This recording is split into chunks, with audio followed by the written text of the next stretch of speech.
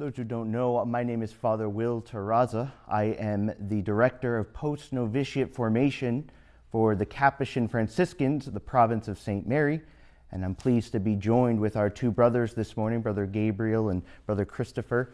They like to accompany me in some of these ministries that we do. And the freedom of Mary is the gift that Mary was given by the grace of God. We know we celebrated that at the Immaculate Conception just a few weeks ago, that she was given the grace of being saved of original sin from before time even began. And that grace gave her the ability to be free to accept whatever it was that the Lord was asking of her. Because when we think of our own decisions, of what we are able to do in life, we often think about freedom as being what I want to do, of what I am able to do on my own. And yet, Mary shows us that freedom is not that. Freedom is responding to God in whatever God is asking us to do. But it takes freedom because it's the absence of fear. When we're afraid to make a decision, when we act out of pride because we're afraid of losing some sort of power or some sort of comfort, or perhaps we're afraid of the consequences that might happen and the risk that it takes in order to follow Christ. But Mary was freed from that because she was responding in grace, through grace. She was responding to what she had already received. Ahaz, on the contrary, who is of the line of David, did not respond in that same way. Ahaz was afraid of losing his power.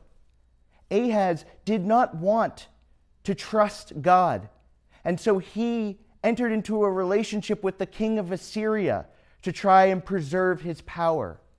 And this phony idea that he says, I will not ask, I will not tempt the Lord. He doesn't care. He just wants to act humble. But it's not humility because it's not free.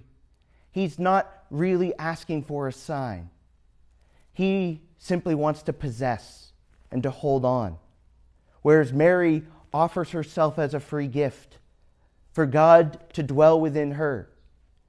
And in the beautiful reflection that we hear in the Office of Readings today from St. Bernard of Clairvaux, he reflects on that moment of when the angel Gabriel comes and says these things to Mary. And he says, the whole world, all of creation, relies and begs this of you, Mary, to say yes.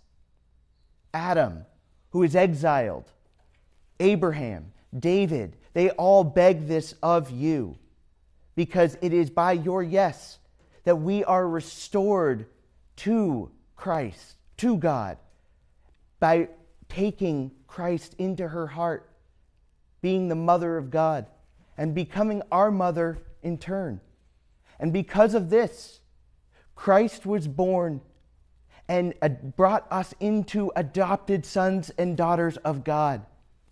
And this is what St. Francis discovered so intimately, was this fraternal relationship with Jesus and his common sonship of the Father. And so that, my friends, is what us Franciscans are striving to live out in our own lives. Is, yes, we are called to take care of the poor, the vulnerable. Yes, we are called to doing ministries like coming here and celebrating Mass for those of us who are priests, or working in schools or Capuchin Mobile Ministries, which goes out to the homeless in the streets of Boston. These are all part of our calling. However, what's most important for us is our fraternal relationship to Christ as his brother. And because of that brotherhood, we are brothers to each other. And we witness to that by sharing our lives together.